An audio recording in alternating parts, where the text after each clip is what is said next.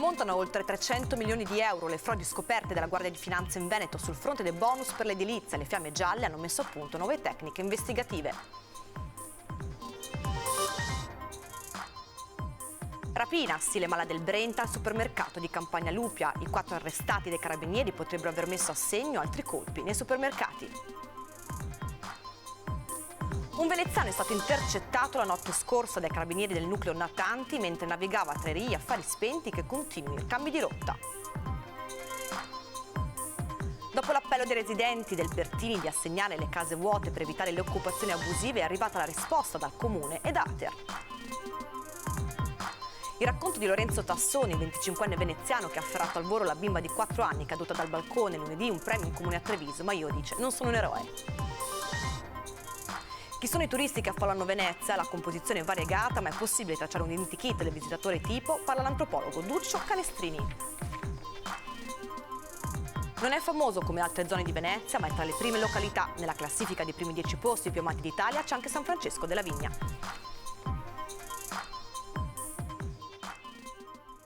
Edizione di Venezia, i nostri telegiornali, buonasera e ben ritrovati. Lo avete sentito dai nostri titoli in apertura, ammontano nel Veneto a più di 300 milioni di euro le frodi scoperte dalla Guardia di Finanza sul fronte dei bonus per l'edilizia.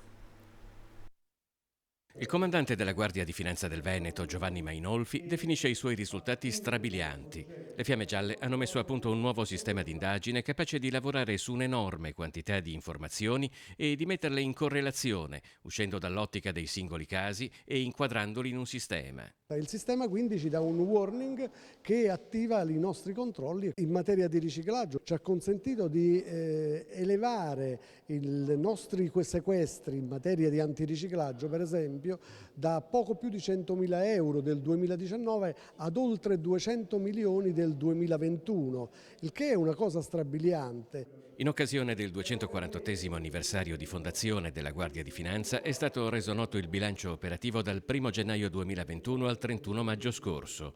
Un'attività a tutto campo, frutto anche dell'accelerazione indotta dalle nuove tecniche investigative. Ci è servito per intercettare fenomeni di violazione in materia di reddito di cittadinanza, in materia di riciclaggio, in materia di evasione fiscale, in materia di infiltrazione di criminalità organizzata, in materia di indebita percezione di spesa pubblica, di bonus facciate e quant'altro. È un sistema complesso che serve proprio per affrontare e fronteggiare i complessi fenomeni che la realtà ci pone.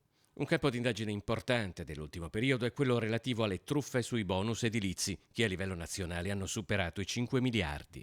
Noi ad oggi abbiamo accertato oltre 300 milioni di crediti fittizi generati solo cartolarmente, però abbiamo in cantiere delle attività che si chiuderanno a brevissimo che eleveranno di molto questo dato, quindi assolutamente il Veneto è in linea con le altre regioni. Più complicate sono le operazioni antiriciclaggio che hanno a che vedere con altre nazioni extraeuropee particolarmente presenti nel nostro territorio per la difficoltà di tracciare i finanziamenti alla fonte. Se la controparte non riesce a fornire una legittimità a quel denaro, a quelle risorse di cui dispone, evidentemente è più agevole immaginare che si tratti di risorse illecite. Quindi diciamo la catena di indagini per verificare la bontà, la legittimità di quella ricchezza si accorcia.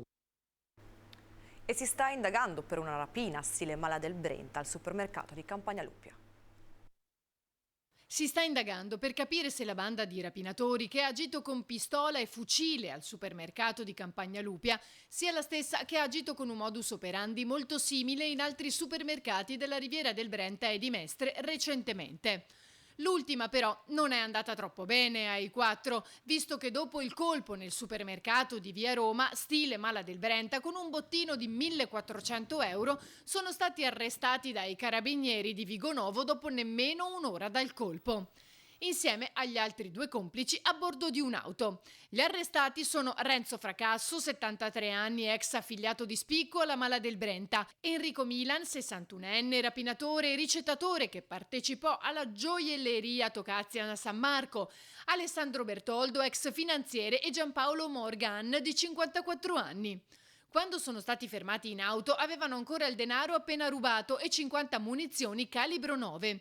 3 di loro sono stati arrestati e portati in carcere, 1 incensurato è ai domiciliari. Tutte le rapine degli ultimi tempi nei supermercati della zona hanno in comune 4 particolari. L'orario, tra le 18 e le 18:30, la pistola puntata in faccia ai cassieri, un complice armato che blocca l'ingresso e la fuga in sella allo scooter. Solo che nell'ultimo caso i due sono poi saliti anche a bordo di un'auto in cui li attendevano i complici. Ancora cronaca, un veneziano è stato intercettato la notte scorsa dai carabinieri del nucleo Natanti mentre navigava tra i rii esibendosi con improvvisi cambi di rotta. Ubriaco e con le luci spente, l'uomo avrebbe trascorso una serata ad alto tasso alcolico in giro per i locali prima di mettersi a bordo del proprio motoscafo di grosse dimensioni, vagando senza meta fino a che il motoscafo non è stato intercettato e successivamente sanzionato per navigazione in stato di ebbrezza e a luci spente. Scattato anche il sequestro della barca e il ritiro della patente nautica. E ora ci spostiamo a Mestre, dopo l'appello dei residenti del Pertini di assegnare cioè le case vuote per evitare le occupazioni abusive, arriva una risposta dal Comune e da Ater. Come Ater Venezia abbiamo circa 150 alloggi a quartiere Pertini, di cui 122 regolarmente assegnati, 15 in attesa di definire i finanziamenti per la riqualificazione e un'altra decina che hanno necessità dello sgombero del mobilio di inquilini che hanno lasciato i mobili dentro, alcuni sono destinati alle emergenze abitative e 3 sono occupati abusivamente, quindi non abbiamo un grossissimo problema nel quartiere Pertini per quanto riguarda le case dell'Ater. Il presidente dell'Ater risponde così ai residenti di quartiere Pertini a Mestre che nei giorni scorsi hanno lanciato un appello affinché vengano assegnati al più presto gli appartamenti vuoti già pronti e ristrutturati in fretta gli altri. Questo per evitare le frequenti occupazioni abusive nel quartiere, l'ultima in via Vian. Ne abbiamo già 3 praticamente pronti, siamo in attesa del certificato energetico, quindi dell'APE, poi verranno assegnati. Altri nel corso del 2022 verranno riqualificati. L'importo necessario finanziario è di circa 300.000 euro per riattare questi alloggi. Ma gli appartamenti da assegnare non sono solo di Ater, c'è poi il Comune che risponde così all'appello dei residenti ormai esausti. Se sono assegnabili vengono dati in affitto. Il fatto che un cittadino pensi che l'appartamento sia a posto non significa che l'impianto è a norma, non significa che non siano da fare ancora altri lavori, quindi probabilmente l'appartamento da fuori sembra anche a posto, poi se andiamo a vedere le carte non è assegnabile perché mancano tutta una serie di impianti o di requisiti a norma, perché il Comune può assegnare case solo perfettamente a norma ovviamente. È evidente che ci sono ampli margini di miglioramento, quello che però va detto è che rispetto al passato questa amministrazione investe molti più soldi e sta restaurando molte più case. Per quanto riguarda le occupazioni, invece, Venturini evidenzia come il problema sia alla radice. È intollerabile che persone che occupano abusivamente le case, non essendo nemmeno residenti, l'ultimo caso è appunto questo di una tunisina residente a Caserta che viene a occupare a Venezia. Quindi non si può neanche dire il Comune non si prende carico dei suoi residenti se una tunisina con residenza a Caserta occupa una casa in Comune di Venezia. Servirebbero poi le norme per fare in modo che appena occupi la casa ti prendo per la collottola e ti sbatto fuori e magari vai anche a farti un giro in tribunale perché non si può occupare le case di tutti, ecco. E sarà ringraziato pubblicamente lunedì prossimo il municipio a Treviso Lorenzo Tassoni, il 28enne veneziano che lunedì scorso ha salvato una bambina tunisina di 4 anni mentre stava precipitando dal terrazzo di un appartamento.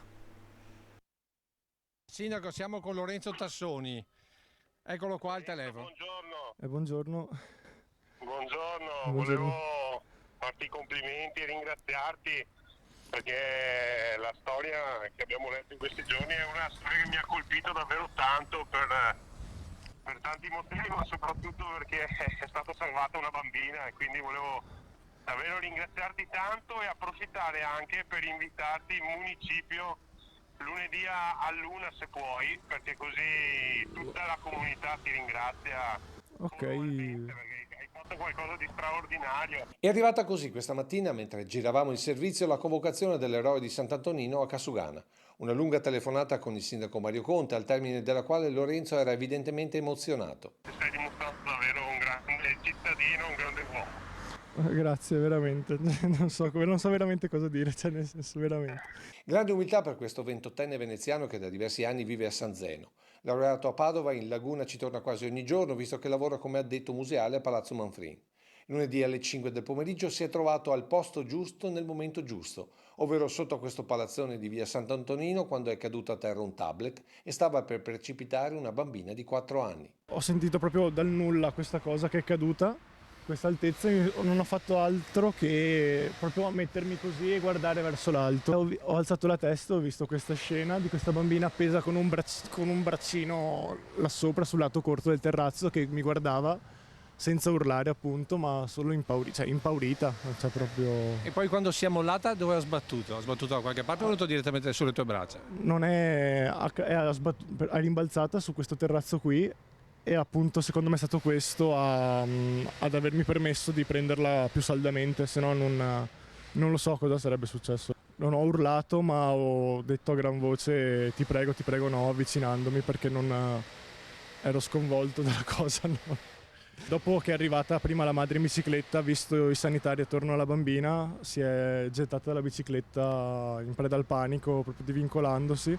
Poi una volta calmata mi ha baciato un piede che non...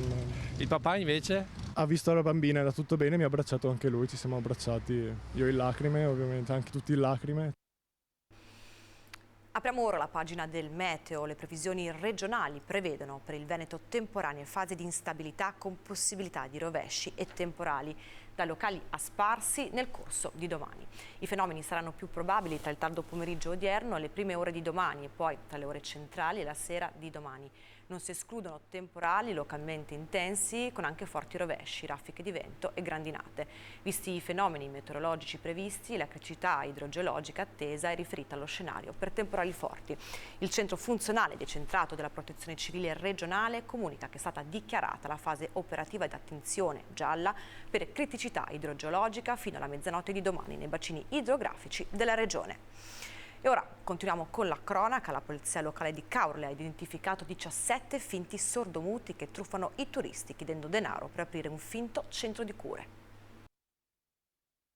Fingevano di essere sordomuti e riuscivano a farsi dare denaro dai turisti per costruire un fantomatico centro internazionale dedicato all'assistenza di persone non udenti, disabili e bambini poveri. Sono 17, tutti di nazionalità rumena, i truffatori fermati, identificati e foto segnalati nelle ultime settimane dalla polizia locale di Caorle. Dopo vari controlli, anche in borghese, gli agenti hanno elevato 12 verbali per violazione del regolamento comunale di polizia e sicurezza urbana sul divieto di raccolta firme e fondi, che prevede una sanzione di 50 euro, il sequestro del denaro e del materiale. Per dissimulare la truffa, i finti sordomuti sottoponevano ai passanti anche dei moduli scritti in italiano o tedesco da compilare e sottoscrivere, spesso con penne a inchiostro simpatico per poter poi far sparire le tracce dell'inganno. Per tutti è scattato anche il DASPO urbano con l'obbligo di lasciare la città e non rientrarvi per 48 ore. Nei confronti di 3 falsi sordomuti sono state inoltre presentate denunce all'autorità giudiziaria per accattonaggio molesto, reato del codice penale. E dalla notte di sabato 25 giugno alla prima mattina di lunedì 27 giugno, per interventi di potenziamento infrastrutturale nella stazione di Treviso, tutti i treni tra Treviso e Mestre saranno cancellati e sostituiti da bus. Per garantire la continuità del servizio sono stati organizzati bus sostitutivi da Treviso a Mestre, senza fermate intermedie e con tempi di percorrenza di 55 minuti. Bus da Treviso a Mestre con fermate intermedie a San Trovaso, Preganziol, Mogliano, Mestre e Ospedale. E tempi di percorrenza previsti di 1 ora e 20. I bus partiranno da Treviso a Mestre ogni 30 minuti per garantire in entrambe le località l'interscambio bus-treno. In aggiunta al servizio autosostitutivo, 35 dei treni con maggiore tasso di frequentazione saranno deviati sulla linea Treviso-Padova-Mestre, con tempi di percorrenza previsti di 60 minuti. Nella stazione di Mestre, Treviso e Mogliano sarà incrementato il servizio di customer care di Trenitalia per offrire accoglienza, informazioni e assistenza ai passeggeri. E ora apriamo la pagina del turismo. Chi sono i turisti che affollano Venezia? Ci ha risposto l'antropologo Duccio Canestrini. L'antropologia del turismo tratta il tema del rapporto tra gli indigeni e i forestieri, quindi tra i residenti e i visitatori, un rapporto che spesso è complesso. Duccio Canestrini è un antropologo, si occupa cioè della scienza che studia l'essere umano e in una città come Venezia, attraversata dal passaggio di 24 milioni di visitatori l'anno, lo studio può concentrarsi su una particolare tipologia del genere umano. Sì, esiste Homo touristicus, lo siamo tutti alla fine noi turisti, e spesso c'è un uso ludico ricreativo di questa destinazione, Venezia, un consumo della destinazione e ignorando i problemi veri della città. Può prevalere un'idea della città Luna Park, no? Della città Veniceland come Disneyland, perché il turismo è anche un momento di ricreazione, di liberazione dalle costrizioni lavorative quotidiane. Una ricreazione che può degenerare in quei fenomeni che a Venezia sono oramai universalmente noti come turismo cafone. Venezia credo che abbia la responsabilità non solo di ritrovare la sua identità, ma anche di comunicarla, perché queste persone hanno il diritto e il dovere di conoscerla. È possibile trovare, un punto di coabitazione tra turisti e residenti, oppure con questi numeri è impossibile? I numeri sono importanti, c'è una capacità di carico che nel caso di Venezia è stata superata e bisogna ritrovare un nuovo equilibrio. Continuiamo con il turismo, non è famoso come altre località di Venezia, ma è tra le prime località più amate d'Italia. Di che cosa stiamo parlando? Nella classifica dei primi 10 posti più amati d'Italia c'è anche questo angolo di Venezia. Pur non essendo conosciuto come altre zone della città, San Francesco della Vigna a Castello è protagonista di un autentico exploit nella classifica 2022 dei luoghi del cuore del Fondo per l'Ambiente italiano. È una delle poche parti di Venezia che si mantiene Venezia veramente.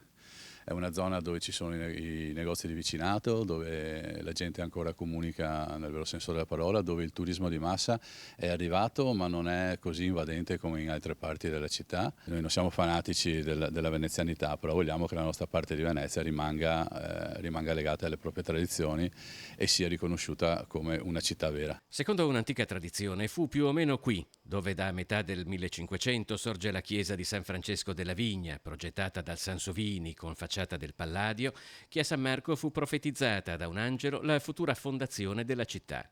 Dei tanti vigneti presenti allora oggi ne rimane uno, ma almeno 800 anni, così come il convento e la sua biblioteca ricca di libri antichissimi. E poi c'è la straordinaria vitalità mantenuta da un quartiere storico e dai suoi abitanti, che sulla candidatura al FAI ci contano. Cambierebbe dal punto di vista morale per i cittadini di questo quartiere il fatto che venga riconosciuto finalmente il valore di tutto il lavoro che è stato fatto per mantenerlo vivo, perché noi ci riconosciamo molto in questi luoghi legati alla chiesa, ai frati francescani, insomma, in qualche modo. E in più credo anche dal punto di vista della tutela di questi luoghi, un luogo del cuore FAI, insomma, secondo me è più facilmente tutelabile in un mondo in cui insomma ci stiamo perdendo un po' tutto. E a quasi 80 anni dalla prima londinese, il Peter Grimes di Benjamin Britten è arrivato alla Fenice con un nuovo allestimento.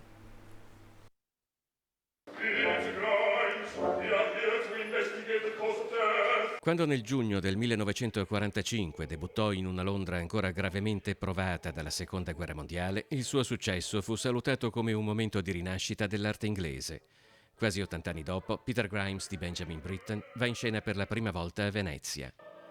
Nel 1954 la Fenice ospitò la prima assoluta del Giro di Vite, considerata una pietra miliare non solo del compositore inglese ma della musica del Novecento. Eppure, quello che fu il suo primo grande successo teatrale era finora rimasto inedito in laguna. Ci approda ora con un nuovo allestimento del regista scozzese Paul Curran con libretto tratto da Il Borgo di George Crabbe. In un prologo ai 3 atti, Peter Grimes mette in scena temi universali, la violenza fisica e psicologica, il condizionamento della massa sull'individuo, ma soprattutto il senso di colpa, il desiderio di riscatto, il perdono, in una trama drammatica dai molteplici piani di lettura, inevitabilmente influenzata dal clima bellico, ancora vivo nella mente e negli animi di chi l'aveva vissuto in prima persona.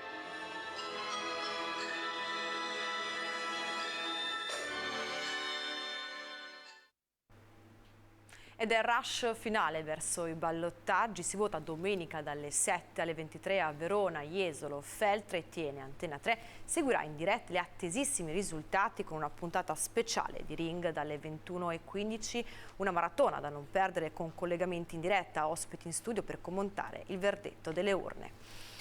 Questa era l'ultima notizia, vi lasciamo ora alle previsioni meteo, grazie per averci seguito. Buonasera a tutti.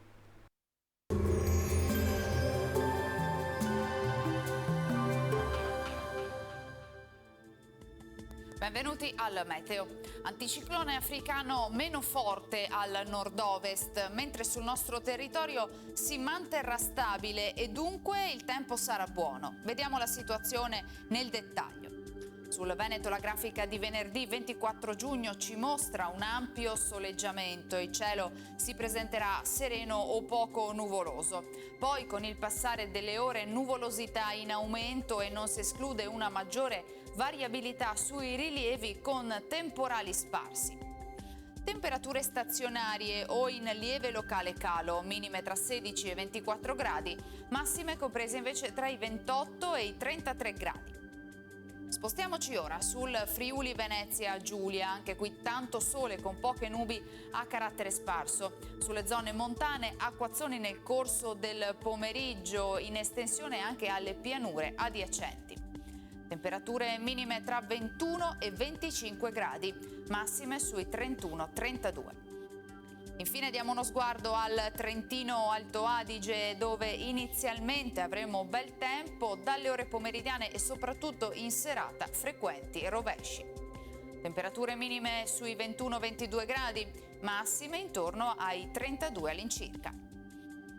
Dal meteo di Antena 3 per ora è tutto, arrivederci.